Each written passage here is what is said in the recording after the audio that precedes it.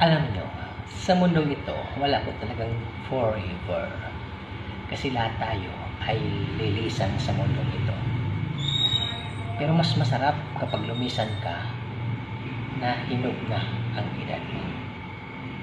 Kasi nakakalungkot naman kasi kapag lumisan ka pero hilaw pa ang edad mo.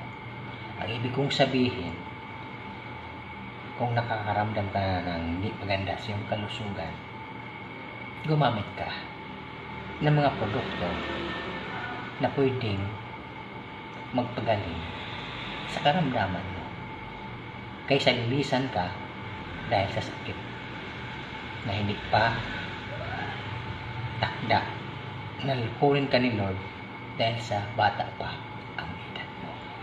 Kaya kung ako sa iyo, kung may naramdaman kang kakaiba, gumamit ka na ng Pharmax 3 Cream.